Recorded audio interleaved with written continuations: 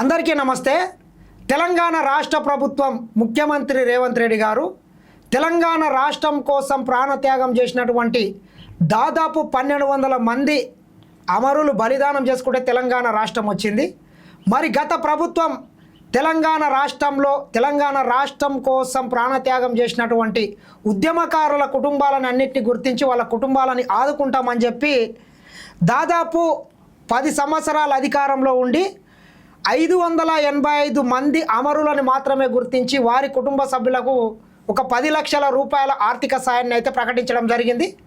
మరి మిగతా వాళ్ళని పట్టించుకున్న పాపాన అవ్వలేదు. కానీ మరొకసారి కాంగ్రెస్ పార్టీ అధికారంలోకి వచ్చిన తర్వాత ఇటీవల కేశవరావు గారి ఆధ్వర్యంలో ఒక కమిటీని ఏర్పాటు చేసి మిగిలిపోయినటువంటి తెలంగాణ రాష్ట్ర ఉద్యమకారుల కుటుంబాలను గుర్తించాలి, అదేవిధంగా వాళ్ళ కుటుంబ సభ్యుల్ని ఆదుకోవాలి, ప్రభుత్వం ఇంకేమన్నా వాళ్ళకు అవార్డులు కావచ్చు, రివార్డులు కావచ్చు, ఏదన్నా అందజేయాలనేటటువంటి ఉద్దేశంతో కేశవరావు ఆధ్వర్యంలో కమిటీ వేసి అందులో ముఖ్యంగా కమిటీ సభ్యుల కింద కోదండరాం సార్ కావచ్చు, అదేవిధంగా పొన్నం ప్రభాకర్, అద్దంకి దయాకర్, రాములు నాయక్ గారిని మరికొంతమందిని ఈ కమిటీలో సభ్యులుగా చేర్చడం జరిగింది. మరి ఈ ప్రక్రియని తెలంగాణ రాష్ట్ర ప్రభుత్వం తీసుకున్నందుకు ఏ రకంగా చూడవచ్చు అనేటటువంటి విషయం మీద మనతో పాటు తెలంగాణ రాష్ట్ర ఉద్యమకారుడు, సుదీర్ఘంగా రాజకీయాల్లో ఉన్నటువంటి రామన్న మాదిగ గారు మనతో పాటు ఉన్నారు. ఒకసారి చర్చిద్దాం. అన్న రామన్న నమస్తే. నమస్తే తమ్మి. ఏ రకంగా చూడవచ్చు అన్న, ఇటీవల తెలంగాణ రాష్ట్ర ప్రభుత్వము మిగిలిపోయినటువంటి ఉద్యమకారులను గుర్తించడానికి ఒక కమిటీ వేసింది. మీరు కూడా ఒక ఉద్యమ నాయకుడు, ఏ రకంగా చూడవచ్చు? ముందుగా ఈరోజు రేవంత్ రెడ్డి ప్రభుత్వం తెలంగాణ ఉద్యమకారుల కోసం ఒక కమిటీ వేయడం అనేది నేను అభినందిస్తున్నా. ఓకే. సో అట్లా ఆ కమిటీ గుర్తించడం కోసం అయితే కేకే కమిటీ ఇది ఏదైతే పెట్టిందో ఇది పార్టీలకు అతీతంగా ఉండాలనే నా యొక్క అభిప్రాయం మాత్రం నేను ప్రజలకు విన్నవిస్తున్నా. ఎందుకంటే అక్కడ తెలంగాణ ఉద్యమం రాష్ట్ర సాధన కోసం అనేక రకాల మలుపు తిరిగింది. ఏమంటారు, సుడిగుండాల మధ్య కైలాసగిరిలో సుడిగుండాల మధ్యలో పాములతో మింగబడింది అనే సిస్టమ్ జరిగింది. అంటే ఎన్నోసార్లు ఉద్యమం తొలి దశ, మలి దశ ప్రజా సంఘాలతోటి, ఆ తర్వాత 2001 టీఆర్ఎస్ పార్టీ స్థాపించిన తర్వాత ఉద్యమకారులు చాలా తీవ్రంగా కష్టపడి ఉన్నటువంటి ఉద్యమకారులను 2014 రాష్ట్రం సాధించే వరకు టీఆర్ఎస్ జెండా వదలలేదు. ఉద్యమకారులు కష్టపడ్డారు. జనరల్గా 2009లో ఉద్యమం మలిదశ ఉద్యమం ఒక తీవ్ర స్థాయికి వెళ్ళిపోతున్న క్రమంలో జేఏసీలు పుట్టినాయి, ప్రజా సంఘాల ఆధ్వర్యం జేఏసీ పుట్టినాయి. వాళ్ళందరినీ కూడా గుర్తించే స్థితిలో ఈరోజు కేకే కమిటీ నియమించింది. కాబట్టి మేము కేకే కమిటీలో ఇంకా చాలామంది గొప్ప గొప్ప నాయకులు ఉన్నారు. పేరు చెప్పాలంటే చెరుకు సుధాకర్ లాంటి వాళ్ళు, తెలంగాణ ఉద్యమానికి పూర్తి బాధ్యత తీసుకొని చేసిన వాళ్ళు, దాసోజుల శ్యావన్ లాంటి వాళ్ళు, తర్వాత పార్టీలకు అతీతంగా అంటే ఇటు బీజేపీలకు వస్తే కూడా ఆయన ఎంపీ మన రఘునందన్ రావు లాంటి వాళ్ళు చాలామంది ఉద్యమకారులు ఉన్నారు. కాబట్టి జనరల్గా వేసి మొన్న ఏదైతే హైకోర్టు ఇచ్చిన తీర్పు ఏదైతే ఉందో దాని మీద సంక్షేమ బోర్డు ఏర్పాటు చేయాలని చెప్పి నేను విజ్ఞప్తి చేస్తున్నాను రేవంత్ రెడ్డి ప్రభుత్వానికి. కానీ రేవంత్ రెడ్డి ప్రభుత్వం ఈ నిర్ణయం చారిత్రాత్మకమైనది, ఇది గొప్పది. ఈ నిర్ణయాన్ని అందరం కూడా స్వాగతిస్తున్నాం. గత ప్రభుత్వము మామూలుగానే చెప్పుకుంటాం, తెలంగాణ ఉద్యమం అంటేనే 1200 మంది మలిదశ ఉద్యమంలో ఆత్మ బలిదానం చేసుకుంటే తెలంగాణ రాష్ట్రం వచ్చింది అంటాం కదన్న. ఎందుకు 585 మందినే గుర్తించినట్లు మిగతా వాళ్ళని ఎందుకు పట్టించుకోలేదు అనుకోవచ్చు? గత ప్రభుత్వం విధానం చూస్తే నాకు ఒక డౌట్ ఏంటంటే, తెలంగాణ రాష్ట్రం కోసం బొంత పురుగునైనా ముద్దాడుతా అన్నటువంటి కేసీఆర్ గారు సరే రాష్ట్రం వచ్చేంత వరకు అనేక మలుపులు తిరిగింది, అనేక మలుపులు తిరిగింది, రాజకీయ సుడిగుండాలతో జరిగింది. 2004లో కాంగ్రెస్ పార్టీతో పొత్తు పెట్టుకున్నాడు ఎన్నికల్లో. 2009లో టీడీపీతో అయితే బద్ధ శత్రువు అయినటువంటి తెలంగాణకు బద్ధ శత్రువు అయినటువంటి పార్టీ ఏదైనా ఉందంటే టీడీపీ, అది చంద్రబాబు. ఓకే. ఆయనతోని పొత్తు పెట్టుకోవడం అనేది అప్పుడు కొంత సందేశం రాజకీయాల్లో చర్చ జరిగింది. బట్ అట్లా జరిగింది. కానీ అయినా కేసీఆర్ గారు 2009లో ఉద్యమం ఆయన చేతిలో లేదు. ఓకే. కేసీఆర్ చేతిలో ఉద్యమం లేదు. అంటే మాట వరుసకు టీఆర్ఎస్ పార్టీ ఉంది కాబట్టి అది పునాది, సరే రాజకీయ పునాది. అప్పుడు ప్రజా సంఘాల ఇష్యూ మీద అనేక రకాల పేర్లు పెట్టి బెల్లి లలిత కానీ గద్దర్ మీద కాల్పులు కానీ ఇంకా చాలామంది ఉద్యమకారులను కొంత నక్సలైట్ల పేరు మీద ఎన్కౌంటర్ చేయడం కానీ ఇటువంటివన్నీ జరిగిన తర్వాత 2009లో అసలు పొద్దుగాలు లేస్తే ఈరోజు ఏం చర్చ జరుగుతుందంటే అసలు తెలంగాణలో ఆంధ్ర పరిపాలన చంద్రబాబుది మొత్తం ఈరోజు ఎంతమంది చనిపోతారు అనే సిస్టమ్ మాత్రం వచ్చింది అప్పుడు. అక్కడ వాడి వేడి అనేది తయారైనాక కేసీఆర్ గారు మొత్తం ఆలోచన వచ్చేసి 2000 సంవత్సరంలో ఎంక్వైరీ చేయడం, 2001లో ఏప్రిల్ 14న ఏప్రిల్ 27న పార్టీ పుడితే టీఆర్ఎస్, ఏప్రిల్ 14లో మనం అప్పుడు ఉమ్మడి రంగారెడ్డి జిల్లా నుండి భీమ్ భారత్ కానీ నేను కానీ మళ్ళీ మా దేశంలో ఆంజనేయులన్న కానీ ఇక్కడ ఉన్నటువంటి తాండూలో ఉన్నట్టు విజయన్న కానీ బుగ్గన్న కానీ పోచిరెడ్డి కానీ ఇంకా చాలామంది మేమందరం కూడా టీఆర్ఎస్ పార్టీలో జాయిన్ కావడం జరిగింది. అంటే పార్టీ పుట్టక మొదలు మేము పునాదిలోనే ఉన్నాం. కానీ పార్టీ రాష్ట్రం వచ్చేంత వరకు మేము పోరాటంలో ఉన్నాం, అనేక మందిని కదిలిచ్చినాం. కానీ నిజంగా కేసీఆర్ ఇంట్లో పెద్ద కొడుకులు నిలగొట్టినట్లే ఉద్యమకారులను వెళ్ళిపోయే సిస్టమ్ తీసుకొచ్చారు. అది ఉద్యమకారులను వెళ్ళిపోయే సిస్టమ్ తీసుకురావడానికి కారణం ఏముండదంటే ఆ పునరేకీకరణ మీద మళ్ళీ తెలంగాణ ద్రోహులైనటువంటి ఆ రోజు టీడీపీ చంద్రబాబు పరిపాలన నాయకత్వం వహించి ఇక్కడ ఎమ్మెల్యేలుగా చలమనవుతూ పార్టీకి అనుబంధంగా ఉన్నటువంటి తెలంగాణ ద్రోహులు ఎవరైతున్నారో వాళ్ళందరినీ మళ్ళీ పునరేకీకరణ పేరు మీద టీఆర్ఎస్లో కలుపుకోవడం అప్పుడు అందరికీ బాధాకరమైనటువంటి వాతావరణం వచ్చింది. అప్పుడు ఉద్యమకారులందరూ కూడా సైలెంట్గా ఉండిపోయారు. తెలంగాణ రాష్ట్రం తెచ్చినాం కదా అని సైలెంట్గా ఉండిపోయారు. అట్లా జరుగుకుంటూ వచ్చి 2014లో తను ముఖ్యమంత్రి దళితుని ముఖ్యమంత్రిని చేస్తానన్నాడు, తానే ముఖ్యమంత్రి అయ్యాడు. ఆ తర్వాత మా ఏజెంట్ నక్సలైట్ ఏజెంట్ అన్నాడు, అసలు నక్సలైట్లనే కథం పట్టించేసాడు.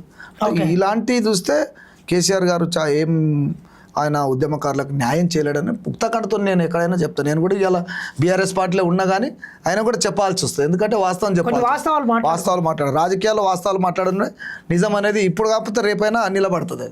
కాబట్టి కేసీఆర్ గారికి ఈ యొక్క ఎవరైతే చంద్రబాబు మోచేతుల కింద నీళ్ళదైన లీడర్స్ ఎవరైతే జాయిన్ అయినరో పేరు మీద చెప్పుకోవాలంటే ఇప్పుడు మన వీళ్ళందరూ కూడా ఉండరు. ఎవరైతే మన మహేందర్ రెడ్డి, హరీశ్వర్ రెడ్డి, తర్వాత మన ప్రాంతంలో వీళ్ళందరూ కూడా జాయిన్ అయిన తర్వాత నిజమైన ఉద్యమకారులకు అన్యాయం జరిగింది.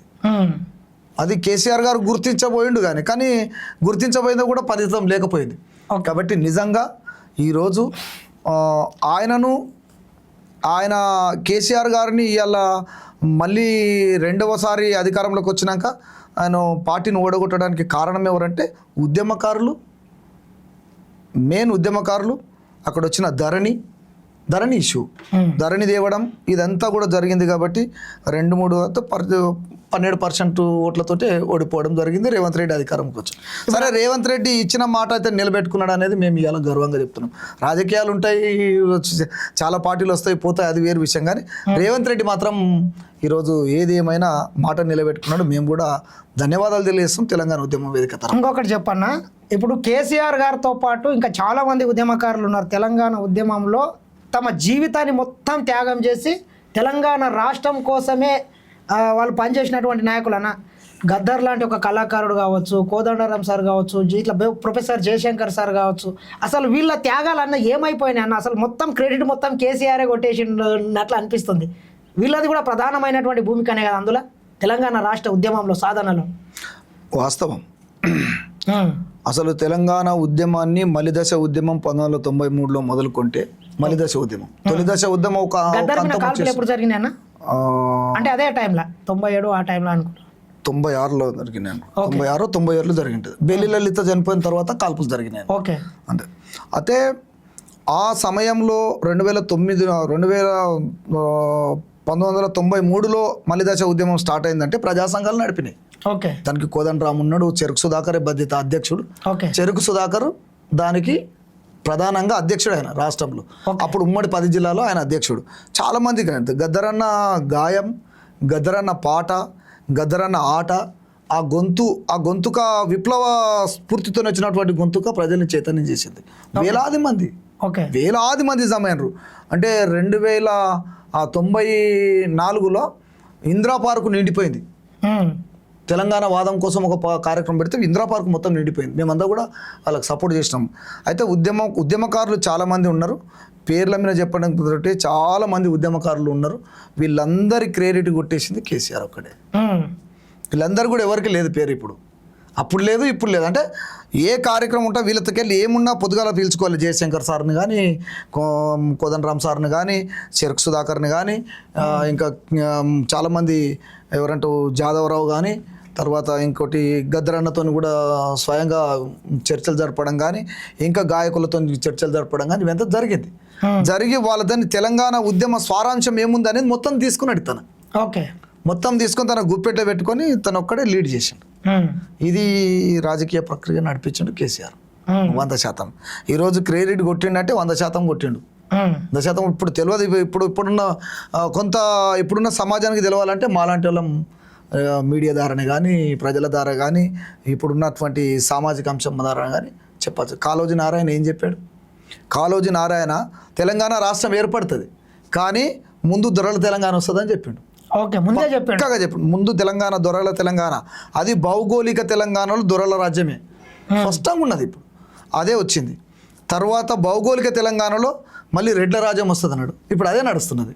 ఓకే, మరి భౌగోళిక తెలంగాణ కంటే సామాజిక తెలంగాణ కోసం మీరందరూ కూడా పునరేకీకరణలో బాబాసాహెబ్ అంబేద్కర్ అడుగులు నడవాలన్నాడు ఆయన. కవి పాట కూడా ఉంది. పాటలో కవి గారు చెప్పాడు.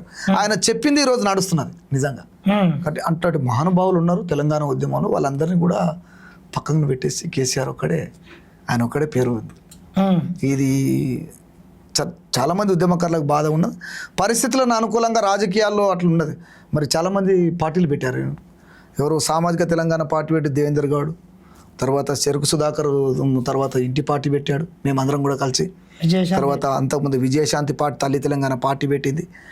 తర్వాత చాలామంది ఎంతోమంది పార్టీలు పెట్టినారు. చిన్న చిన్న కొంతమంది సామాజిక తెలంగాణ పేరు మీద కొంత పార్టీలు పెట్టారు, సంఘాలు. కాసాని జ్ఞానేశ్వర్ మన పార్టీ వ్యవస్థాపక అధ్యక్షుడు కూడా పార్టీని స్థాపించాడు.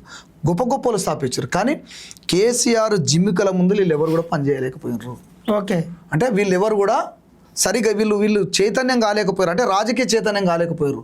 కేసీఆర్ వీళ్ళందరినీ కూడా అన్న తమ్మి పేరు పెట్టి పిలిచి, అన్న తమ్మి మీరే మీకు తప్ప ఇంకెవరు లేరు అని చెప్పి పిలిచి వీళ్ళందరిని అవుట్ చేసిండు. ఒక్కడే మాత్రం సక్సెస్ అయ్యాడు. 100% చెప్పొచ్చు. ఇప్పుడు ఎవరైనా విమర్శకులు ఉంటారు, కొంతమంది మాట్లాడతారు. కానీ ఏం మాట్లాడినా నేను ప్రశ్నకు జవాబు ప్రశ్న. నేను 2001లో టీఆర్ఎస్ పార్టీ దోమ మండల్ ప్రెసిడెంట్. నేను ఫుల్ పేజ్గా ఇప్పుడు చంద్రకాంతరావు అన్నాడు, బాపన అన్నాడు, ఆయన పోటీ చేయించాను జడ్పీటీసీ. అన్ని 6 ఉండే అప్పుడు 6 ఎంపీటీసీలు పోటీ చేయించిన. కానీ ఇప్పుడున్న కేశవరావు గారు కేకే కమిటీ ఏదైతుందో ఇది కూడా కొంత అనుమానం ఉన్నది. దీన్ని కూడా మీ ద్వారా తీసుకుపోవాలి ప్రజలకు.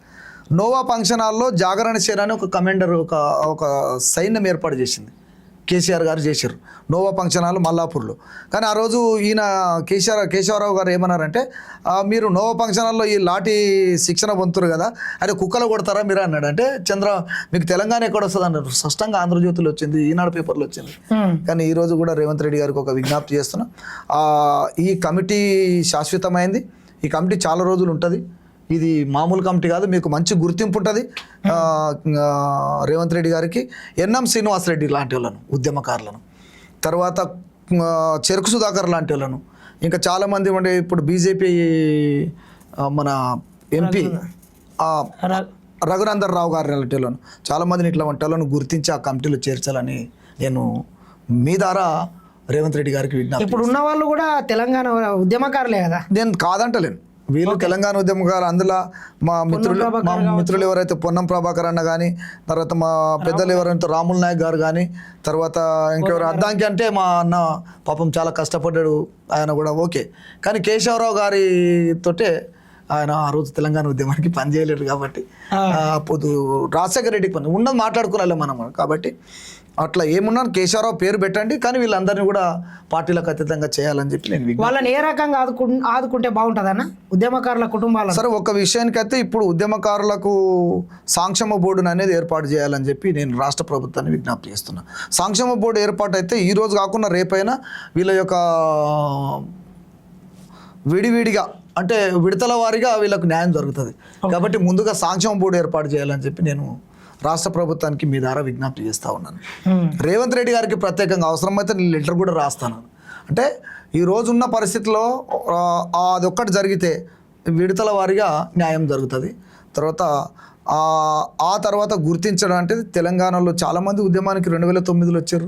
మేమందరం కూడా అంటే ఈ ఎవరైతే టీడీపీలు ఉండి వచ్చిన వాళ్ళందరూ కూడా వాళ్ళ పేరు మీద కేసులు అయినాయి. 151 CRP కేసులు కూడా ఉన్నాయి, అంటే బ్యాండ్ ఓవర్ కేసులు ఉన్నాయి. కానీ అది కాదు, ప్రక్రియ తెలంగాణ ఉద్యమం 1993 నుంచి తీసుకోవాలి రాష్ట్ర ప్రభుత్వం. 93 నుంచి ఇంటెలిజెన్సు, SB ఈ బ్యూరోకి సంబంధించిన కొత్త అప్పుడు చేసిన యాక్టివిటీ ఉంటే ఫోన్లు లేకపోయినా అవన్నీ ఉన్నాయి. కాబట్టి రాష్ట్ర ప్రభుత్వానికి విజ్ఞప్తి ఏంటంటే ఆ దిశ నుంచి మలి దశ ఉద్యమం 93 నుంచి స్టార్ట్ అయింది. కానీ అక్కడ నుంచి మొదలుకొని 2001లో రాజకీయ ప్రక్రియలో TRS ఏర్పడ్డప్పటి నుంచి వచ్చింది, అది తీసుకోవాలి. తర్వాత విడతల వారీగా ఎట్లా ఉద్యమం జరిగిందో అట్లా ప్రభుత్వం ఇవన్నీ సేకరించి వాళ్ళని గుర్తించాలని చెప్పి కోరుతా ఉన్నాం. రైట్ అన్న, అది పక్కన పెడితే తెలంగాణ రాష్ట్ర వ్యాప్తంగా గత 4-5 రోజులుగా వినిపిస్తున్నటువంటి ప్రధానమైనటువంటి సమస్య ఆర్టీసీ అన్న. 2 రోజులలోనే ఆర్టీసీ సమ్మెని తెలంగాణ రాష్ట్ర ప్రభుత్వం వాళ్ళ డిమాండ్లను అన్నింటినీ ఒప్పుకొని విరమింపజేసింది. ఏ రకంగా చూడవచ్చు? గతంలో చూస్తే ఒక 56-57 రోజులు చేసినటువంటి పరిస్థితులు కూడా ఉండే. దీన్ని ఏ రకంగా చూడవచ్చు?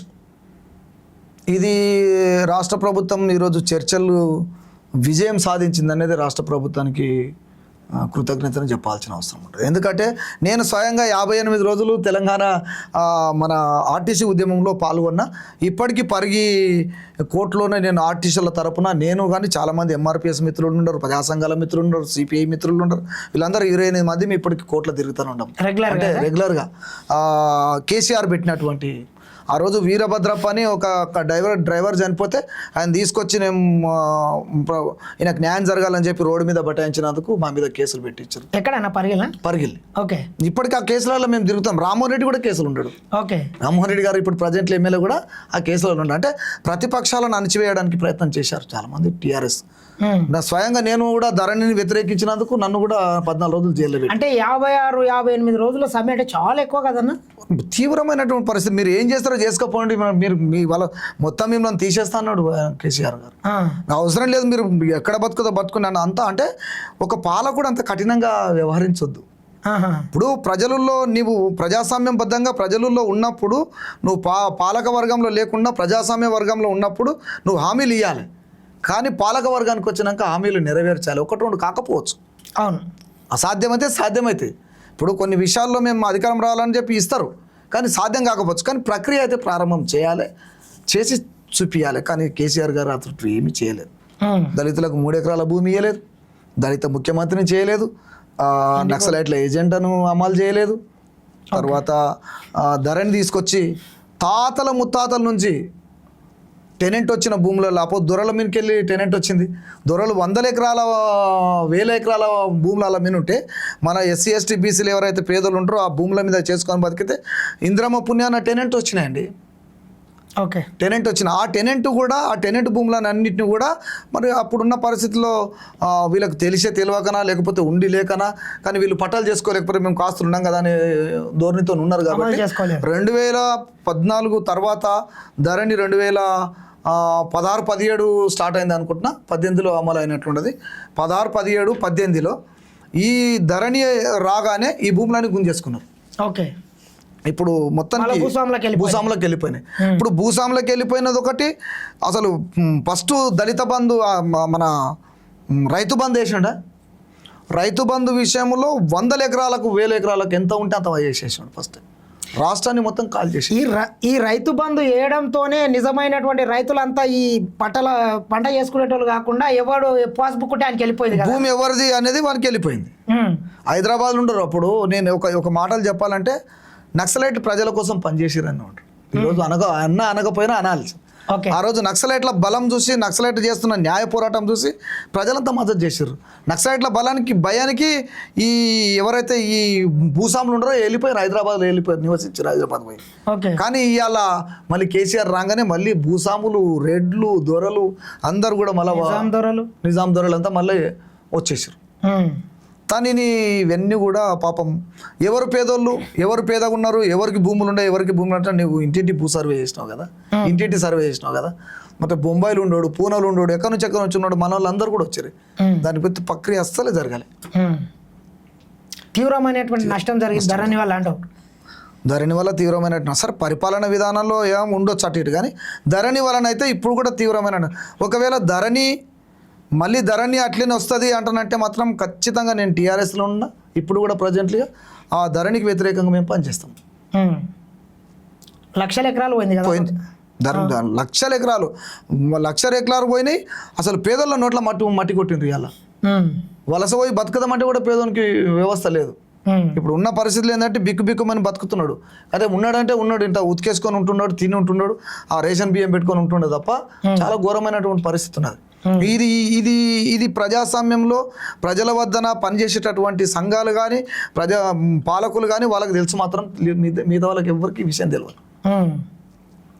కాబట్టి రేవంత్ రెడ్డి గారికి ఒకసారి విజ్ఞప్తి, మళ్ళొకసారి ఈ యొక్క భూభారతిలో ఈ పకడ్బంద్ అయినటువంటి భూస్వామ్య వ్యవస్థ మీద మీరు నిర్ణయం తీసుకోవాలని చెప్పి కోరుతాం. ఎటువంటి మార్పులు రావాలని ఇప్పుడు వాస్తవానికి ఆ రోజులలో ఎవరైతే భూములలో ఉన్నారో టెనెంట్ 38E వచ్చిందో, తర్వాత వాళ్ళకు భూముల మొత్తం ఎవరైతే వీళ్ళు కాస్తులో ఉన్నారో కాస్తు కాలం తీసేసిండు కేసీఆర్. అదే మిస్టేక్, మెయిన్ కాస్తు కాలం తీసిండు. పౌరాకే మా తాత చేసుకుంటూ వచ్చిండు, మా నాయన చేసిండు, నేను కూడా చేస్తున్నా, కాస్తు కాలమే పోయింది కదా, ఇక నువ్వు చేసినట్లేడు, అందరూ ఎగిరిపోయారు. ఇట్లా అస్సలైన పని కేసీఆర్ చేసిండు. కాబట్టి నువ్వు అది చేయకుండా కాస్తు కాలాన్ని తీసుకొచ్చి ఒకటి భూభారతిలో ఏదైతే హామీలు ఇచ్చారో భూభారతిలో అవన్నీ అమలు పరచాలని విజ్ఞప్తి చేస్తున్నాను. అది బాగున్నాయి, భూభారతిలో అవన్నీ అమలు పరచాలని కోరుతున్నాను. రైట్, అది అట్లుంటేనా ఈరోజు కల్వకుంట్ల కవిత కొత్త ఒక రాజకీయ పార్టీని పెట్టబోతున్నారు. ఏ రకంగా చూడొచ్చు కల్వకుంట్ల కవిత ఎజెండా ఏ రకంగా ఉండొచ్చు, అసలు ఆమె టార్గెట్ ఏం పెట్టుకొని పార్టీ పెట్టింది అనుకోవచ్చానా? ఓకే, చెల్లెమ్మకు ఒక ధన్యవాదాలు. పార్టీ పెట్టేటంత ధైర్యం చేసినందుకు ఒక ఆడపిల్ల, సమాజంలో ఆడపిల్ల రావాలని బాబాసాహెబ్ అంబేద్కర్ గారు చాలా నీతివంతమైనటువంటి భారత రాజ్యాంగంలో మహిళలు ఎప్పుడైతే చట్టబద్ధంలోకి వస్తారో, చట్టసభలోకి వస్తారో, ప్రజాస్వామ్యంలోకి వస్తారో అప్పుడు ఇదవుతుందని చెప్పిండు. ఇది వాస్తవానికి ఈరోజు కల్వకుంట్ల కవిత గారు పార్టీ పెట్టడం గర్వకారణం. అట్లనే మరి మాజీ ముఖ్యమంత్రి వర్యులు రాజశేఖర రెడ్డి బిడ్డ కూడా పార్టీ పెట్టింది గతంలో. సరే, ఈమె కూడా పార్టీ పెట్టిందంటే పర్వాలేదు, మేము ఒప్పుకుంటున్నాం.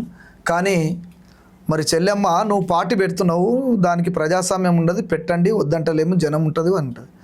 మీ నాయన ఇటువంటి 2014 నుంచి ఆ రోజు ఉద్యమకారులను వెళ్ళిపోయే స్థితిలో తీసుకొచ్చినప్పుడు, మూమెంట్ చేసినప్పుడు ఆ రోజు ఇవే మాట్లాడితే కొద్దిగా బాగుండేదేమో అనేది నేను చెల్లెకు విజ్ఞప్తి చేస్తాను, కోరుతున్నా.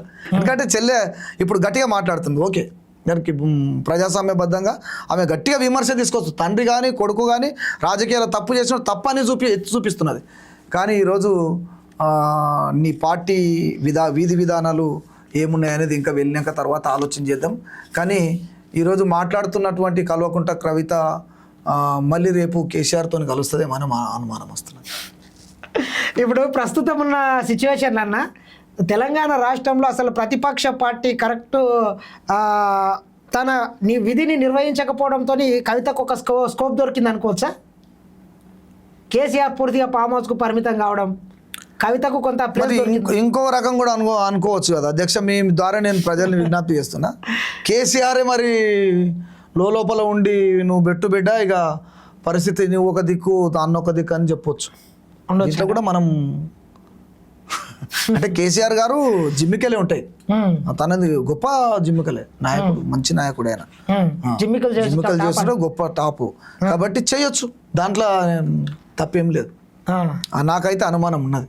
ఏమనుమానం ఉంది? వీళ్ళు మళ్ళీ మూమెంట్ అందరూ ఒకటైతారేమని అనుమానం ఉన్నది. కలుస్తారు, సందర్భం వస్తుంది, కలుస్తారు. ఎన్ని పార్టీలు కలుపుకోలేడంటే కేసీఆర్ గారు అన్ని పార్టీలను వీళ్ళని చెప్పించుకున్నాడు. కాబట్టి ఈ పార్టీని కూడా ఈమెను కూడా అంటే జనంలో మూమెంట్ వచ్చినాక మళ్ళీ కలుస్తారేమని అనుమానం. ప్రజల్ని కొంత ఇట్లా ఏదో కన్ఫ్యూజ్ అయితే చేస్తున్నారు అనుకోవచ్చు కదా. ఇప్పుడు కవిత గారు మాట్లాడుతున్నది, ఆ రోజు వలసవాదుల చేతిలో ఉన్నటువంటి టీడీపీలో ఉన్నటువంటి దొంగలను అందరూ చేర్చుకున్నామని. మరి 2014 అదే మాట అంటే చేర్చుకోకుండా కదా మీ నాయన. మరి అలా నువ్వు ఆ మాట ఎందుకు అనలేకుండా పోయినావు? ఆ రోజు ఎందుకు నోరుకు తాళం పడ్డది? మరి ఈ రోజు ఎందుకు తీసుకోవాల్సి వచ్చింది అనేది సమాజం అంత తేజుగుంటుంది సార్ ఇవాళ. అంటే తేజుగున్నటువంటి వ్యవస్థ ఇవాళ సమాజం అంతా కనుక్కుంటారు, కానీ అనలేకపోతారు. మాలాంటి వాళ్ళం ఒకరిద్దరం ప్రజాస్వామ్యంలో పనిచేసే వాళ్ళం అనవలసి వస్తుంది కాబట్టి అంటుండొచ్చు. బట్ అక్కడ మాత్రం ప్రజలంతా దీని విషయాన్ని గమనిస్తున్నారు. కవిత గారిని ఈ విషయం గమనిస్తున్నారు. మళ్ళీ ఒకటి ఏంటంటే, కవిత పార్టీ ఏ నిర్ణయం తీసుకుంటుంది, ఏం పేరు పెడుతుంది, ఇప్పుడైతే మూమెంట్ స్టార్ట్ అయింది కాబట్టి ఆ పేరు ఏంది, ఆ నిర్ణయం ఏంది, తన ప్రజలకు ఎట్లొస్తున్నది అనే దాని మీద చూసిన తర్వాత మేము మళ్ళీ ఒకసారి తెలంగాణ ప్రజా గర్జన అంటారు నా పేరు, కొంత లీక్ ఇచ్చిండ్రు. ఓకే, సంతోషం. జాగృతి తెలంగాణ ప్రజా గర్జన జాగృతి, తెలంగాణ ప్రజా జాగృతి. ఓకే, తెలంగాణ ప్రజా జాగృతి అనడం ఆల్రెడీ జాగృతి సంస్థ ఏర్పాటు చేసి ఆమెదే. అంటే జాగృతి పేరు మీద పెట్టడం అంటే ఇక సరే. ఇప్పుడు ఉన్నటువంటి అంశం మీద సామాజిక తెలంగాణ పార్టీ రావాల్సిన అవసరం ఉన్నది. అంటే ఎట్లా?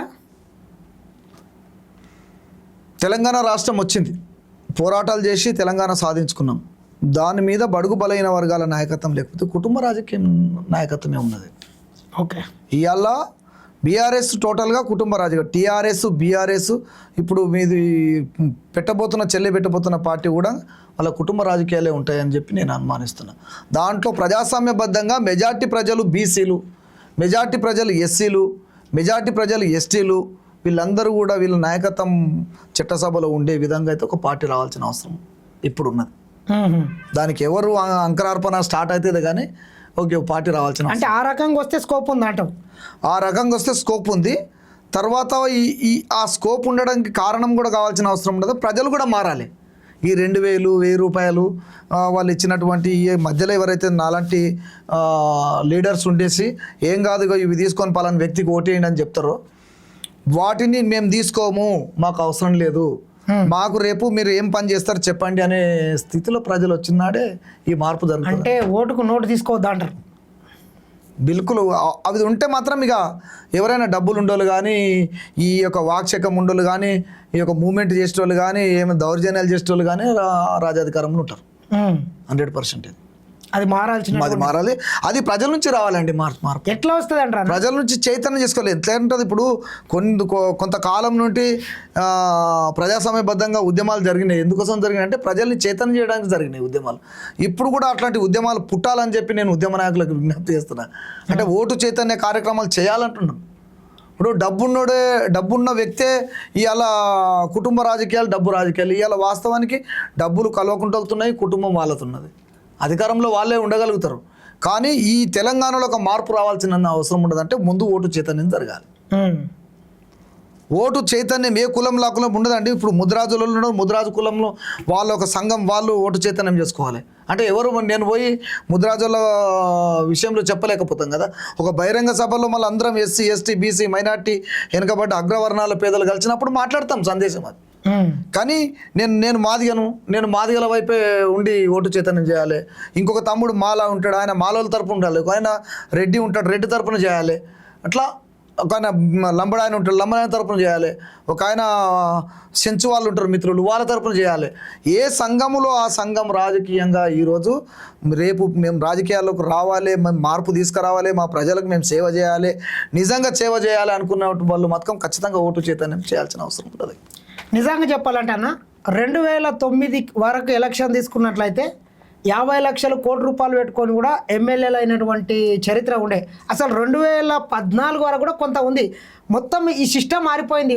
మొత్తం ఎలక్షన్ అంటే ఒక కాస్ట్లీ 100 కోట్లు కూడా పెట్టినటువంటి పరిస్థితి ఉందని ఏ రకంగా చూడవచ్చు? అసలు ఈ రకంగా కరప్షన్ కావడానికి కారణం కేసీఆర్ అని నేను అనుకుంటా. మీరు ఏ రకంగా చూస్తారు? అంటే ఎన్నికల్లో ఇంత పెద్ద ఎత్తున ఖర్చు పెట్టించడానికి కారణం వీళ్ళే అని నాకు అనిపిస్తుంది. సామాన్యుడు పోటీ చేయకుండా చేసే పరిస్థితి లేకుండా పోయింది. అంటే చాలామందికి తెలియదు కానీ నేను 2 సార్లు ఎమ్మెల్యేగా పోటీ చేసిన పరిగి నియోజకవర్గం నుంచి. 2014లో ఈ విధానం కేసీఆర్తో నచ్చక నేను బయటకు వచ్చి నేను 2014లో బీఎస్పీ పార్టీకి ఎమ్మెల్యేగా పోటీ చేసిన. 14 మందిలో 4వ స్థానంలో ఉన్నా. నేనేం ఖర్చులు పెట్టలే, ఓన్లీ ప్రచారం ఖర్చులు మాత్రమే పెట్టిన. ప్రతి బూత్లో నాకు మినిమం 20 నుంచి 30 ఓట్ల దాకా వచ్చినాయి ఓకే ప్రతి బూత్లో. జీరో లేకుండా బూత్లలో ఓట్లు వచ్చినాయి అంటే ప్రజల్లో చైతన్యం ఉన్నట్టే కదా, ఉన్నట్లు. ఎందుకు లేదనుకుంటున్నాం. కానీ వాస్తవానికి కేసీఆర్ వచ్చిన తర్వాతనే ఈ డబ్బు కుటుంబ రాజకీయం ఏర్పడ్డది. డబ్బు కుటుంబ రాజకీయం అది ఇదంతా పెట్టించింది ఆయననే. ఆయన కూడా టీడీపీ నుంచి పోటీ చేసిండు కదా, ఎంత పెట్టిండు, ఏం పెట్టలేడు. ఇప్పుడు ఆయన బైలా సిస్టంలో ఉంటుంది కదా ఆల్రెడీ, ఆయన నామినేషన్ పత్రంలో ఉంటుంది కదా నేను ఎంత ఖర్చు పెట్టినాను. అట్లా చాలామంది తక్కువ ఖర్చులతోటి అప్పుడు ఉన్నటువంటి 2.5-3 లక్షల రూపాయలు ఎక్కువ అయిపోయింది ఎమ్మెల్యేలు గెలవాలంటే. 2-3 లక్షలు ఎక్కువ అయిపోయింది. కానీ అప్పుడు వాళ్ళు పని కూడా చేసేది. కానీ ఈరోజు ఆ డబ్బును పంచుడు, పెంచుడు, ఓటు కొనుడు అంటే ఈరోజు వాళ్ళు కూడా పని చేయక ముద్దు నిద్రపోతారు పాలకులు. ఇది ప్రజలు గమనించాల్సిన అవసరం ఉన్నది. ఇది ఎట్టి పరిస్థితుల్లో నేనైతే నిజంగా కేసీఆర్ గారి కుటుంబం అధికారంలోకి వచ్చిన తర్వాత మొత్తము కుటుంబ డబ్బు మాయమైపోయింది తెలంగాణ. కుటుంబ రాజకీయాలు, డబ్బు రాజకీయాలు. ఇప్పుడు ఏమున్నది, నువ్వు ఒక ఎమ్మెల్యేని కలవాలంటే సామాన్యుడు కలవలేకపోతాడు. ఇవాళ ఏమంత ఎవరంటే పలానా వ్యక్తి అంటే నేను మళ్ళీ వచ్చినాక మాట్లాడతానని చెప్పి పంపిస్తారు వాళ్ళు. అంటే మీ దగ్గర ఏముంటుంది అనేది కార్పొరేట్ సిస్టమ్ వచ్చింది. కార్పొరేట్ సిస్టమ్ వచ్చింది కాబట్టి దీన్ని పోవాలంటే ప్రజలే, ప్రజల్లో అవగాహన రావాలి. మళ్ళొక్కసారి ఈ తెలంగాణ భూమిపుత్రులకు నేను విజ్ఞప్తి చేస్తున్నా, నాడు తెలంగాణ రాష్ట్రం కోసము డప్పు సంకనేసి కాలు గజ్జగట్టి ప్రజాస్వామ్య పోరాటాలు చేసి ప్రజా పాటలై ఆటనై ప్రజల మధ్యలో నిలిచినటువంటి ఉద్యమ నాయకులు, ఉద్యమ గాయకులు ఎవరైతే ఉన్నారో ఓటు చైతన్యం కోసం మరొకసారి రావాల్సిన అవసరం ఉన్నది. ఇది సమయము. ఓకే, ఇది సమయము. అంటే మనం ఎలక్షన్లో లేము, ఇప్పుడు మనము ఎన్నికల్లో లేము. కానీ ఈ ప్రక్రియని ఇప్పటి నుంచి స్టార్ట్ చేస్తేనే మన ప్రజలు నిజంగా ఇదవుతారు, మారుతారు. ప్రజలకు తెలియదండి. ఇలా ప్రజలకు నేను ఓటు అమ్ముకుంటున్నాను తెలియదు. కాకపోతే ఆ డబ్బులు తీసుకుంటారు కాబట్టి ఆయన నేను ఓటుకి ఇంతే పెట్టినా లీడర్ అనుకుంటాడు. ఆయన నేను ఇన్ని కోట్ల రూపాయలు పెట్టినా ఎక్కడ పోయినా అంటే మధ్యలో దళారీ వ్యవస్థ ఉన్నది. దళారీ వ్యవస్థ ఏమున్నదంటే టోటల్గా దళారీ వ్యవస్థ ఏముందంటే ఈ యొక్క ఎమ్మెల్యే క్యాండిడేట్లకు ప్రజల మధ్యలో ఊళ్ళల్లో ఉండే కొంత దళారీ వ్యవస్థ. ఆడ పోయి డబ్బులు తీసుకొని ఇక్కడికి వచ్చి వాళ్ళకి వచ్చి ఆడ రూపాయి తీసుకుంటే ఇక్కడ చారణ పంచడం, ఆడ 2 రూపాయలు తీసుకుంటే ఇక్కడ రూపాయి పంచడం. కానీ ఈ పంచడం సిస్టంలో మరి ప్రభుత్వం కట్టుబడి చేయాలి కదా. ఎన్నికల నిబంధనలకు ఉల్లంఘిస్తున్నప్పుడు ఎక్కడ కూడా జరగట్లేదు. నామరూపం మాత్రమే పోలీసులు ఉంటారు, పోలీసు వ్యవస్థ ఉంటుంది, అక్కడ కలెక్టర్ ఆధ్వర్యంలో ఒక కమిటీ ఉంటుంది. అయినా ఎవరు కూడా దాన్ని గుర్తించలేరు, ఎవరు కూడా దాన్ని పట్టుకుంటున్నారు. ఎందుకంటే ఇది పెరిగిపోయింది కేసీఆర్ గారు వచ్చినాక. ఓకే, ఈ విధానము, ఈ పంచుడు విధానం అనేది పెరిగిపోయింది.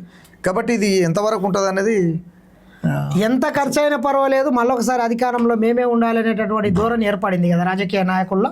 అంతే, మళ్ళొకసారి నేను రావాలనే, నేను గెలవాలి, నేనే ఉండాలి, నా కుటుంబం ఉండాలనే మాత్రం సంచులు కోట్లకు అసలు రూమ్లలో పడతలే వాళ్ళు డబ్బులు సంపాదించి మరి ఏడబెట్టాలి.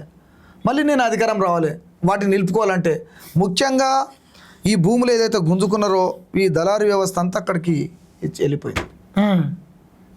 దళారీ వ్యవస్థ అంతా, పెట్టుబడి వ్యవస్థ అంతా అక్కడ టీఆర్ఎస్ పార్టీలో ఇప్పుడు చాలా మటుకు ఉన్నది. దీన్ని కేసీఆర్ గారు గమనించాలని విజ్ఞప్తి చేస్తున్నారు. కేసీఆర్ గారిని మిత్రులు మా పెద్దలు హరీష్ రావు కానీ కేసీఆర్ కానీ, ఇక కేటీఆర్ కంటే ఆలోచన రాకపోవచ్చు, వీళ్ళిద్దరిలోనే ఉన్నది కాబట్టి ఈ మార్పు పార్టీలో తీసుకురావాలని చెప్పి నేను కోరుతా ఉన్నాను. ఓకే, ఈ మార్పు పార్టీలో తీసుకురావాలని చెప్పి నేను విజ్ఞప్తి చేస్తూ ఉన్నాను. అదేవిధంగా మరి గౌరవ ముఖ్యమంత్రి రేవంత్ రెడ్డి గారు కూడా విజ్ఞప్తి చేస్తున్నా, ఈ విధానం మీద మీరు పరిశీలించి చరిత్రలో నిలబడాలని చెప్పి కోరుతా ఉన్నాను. మీరు 2-3 చేసిన పనులు బాగున్నాయి. ఒకటి, ఇవాళ రేషన్ కార్డు పెళ్ళిళ్ళు చేసుకొని డబల్గా టిబల్గా ఉన్నటువంటి పిల్లలు కంటే కూడా వాళ్ళకు రేషన్ కార్డు లేకుండే, అత్తమామలతోనే అమ్మ నాయనలతోనే వాళ్ళ దగ్గర ఉండే రేషన్ కార్డులు. ఇలా రేషన్ కార్డుల ప్రక్రియ ఇచ్చినందుకు నేను గౌరవిస్తున్నా.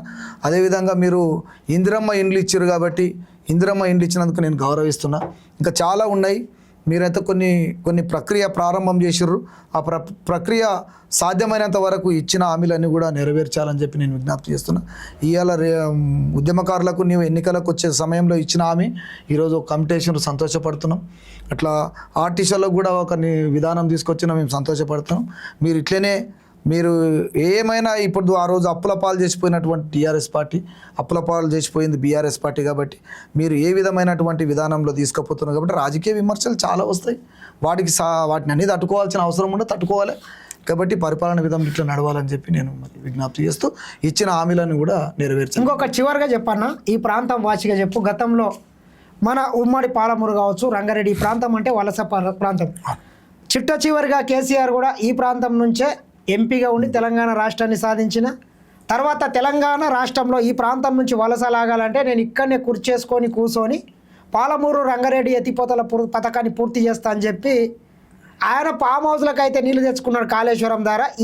ఈ దీన్ని పట్టించుకోకుండా పక్కన పడేస్తే ఈరోజు ప్రభుత్వం ఈ ప్రాంతానికి నీళ్ళు ఇవ్వాలనేటటువంటి చిత్తశుద్ధితో పనిచేస్తూ నారాయణపేట కొడంగల్ లిఫ్ట్ ఇరిగేషన్ కావచ్చు, అదేవిధంగా పాలమూరు రంగారెడ్డి ఎత్తిపోతల పథకానికి కూడా శరవేగంగా పనులు నడుస్తున్నాయి. ఏ రకంగా చూడవచ్చు ఈ ప్రాంత వాసిగా చెప్పు. మన ప్రాంతం నుంచి ఒక ముఖ్యమంత్రి ఉన్నాడు కాబట్టి నేను మన ప్రాంతంలో ఉన్నటువంటి పార్టీలకు అతీతంగా రాజకీయ నాయకులకు ఒక విజ్ఞప్తి చేస్తున్నా. గమనించాల్సిన అవసరం ఉంది. నేను చెప్పే విధానం, నేను చెప్పే దాంట్లో ఏమన్నా ఉన్నదా కూడా మీరు గమనించాల్సిన అవసరం ఉండదు. కేసీఆర్ గారు 2014లో అధికారం రాగానే మొత్తం ఆ ప్రాంతం అంతా కూడా ప్రవహించి మూడు పంటలు పండే పరిస్థితిలో ఆ ప్రాంతం అంతా సాగునీరు వచ్చేసింది. కానీ ఈ ఉమ్మడి రంగారెడ్డి, నారాయణపేట, తర్వాత మహబూబ్ నగర్ ఈ ప్రాంతం అసలు ఇక్కడి నుంచే మనకు పోరాటంలో తాను 2009లో ఎంపీగా ఇక్కడి నుంచే గెలిచిండు. అవును, 2009లో ఎంపీగా ఇక్కడి నుంచే గెలిచిండు. మరి తను చేసిన వాగ్దానాలు కూడా చాలా ఉన్నాయి. కానీ ఈ ప్రాంతానికి ఏం చేయలేకపోయాడు. అసలు సాగునీరు రాలేకపోయిందంటే కేసీఆర్ వల్లనే. మీరు ఇది రాజకీయ నాయకులుగా గమనించాలి, మీరు సామాజిక ఉద్యమకారులుగా గమనించాలి. మరి ఈరోజు రంగారెడ్డి ఎత్తిపోతల పథకం కానీ అది కూడా పని నడుస్తున్నది, వేగంగా పని నడుస్తున్నది. నారాయణపేట లిఫ్ట్ ఇరిగేషన్ కానీ ఇది కూడా నడుస్తున్నది. ఒకవేళ ఈ ప్రాంతంలో 3 పూటలు కానీ 2 పూటలు పంట వండినా, 2 పంటలు వండినా ఎంతుంటుంది? ఈరోజు వర్షం తప్ప, వర్షం పడితే తప్ప మనకు ఆ బోర్ల ఆధారం తప్ప పంట పండదు ఇప్పుడు ఈ ప్రాంతం. కానీ ఈ ప్రాంతం మీద సమితి తల్లి ప్రేమ చూపిండండి. నేను ముక్తకంఠతో చెప్పేస్తా. నేను బీఆర్ఎస్ పార్టీ నాయకుడిగా, రాష్ట్ర నాయకుడిగా మాట్లాడతాను. నేను ఇవాళ 100% మాకు అన్యాయం చేసేది కేసీఆర్ గారు ఈ ప్రాంతంలో. కానీ రేవంత్ రెడ్డి ప్రక్రియ ప్రారంభం చేసింది కాబట్టి సంతోషం. ఓకే, ఇది రామన్న గారితో మరొక మంచి డిస్కషన్. మరొకసారి రామన్న తన విలువైన సమయాన్ని ఇచ్చి మనతో పాటు అనేక విషయాల మీద చర్చించినందుకు మరొకసారి ధన్యవాదాలు అన్న. ఇదే విధంగా మీరు అనేక ప్రజా సమస్యల మీద పోరాటం చేయాలని మరొకసారి కోరుకుంటున్నా. ఇది చూస్తూనే ఉండండి SN TV. Thank you. Thank you.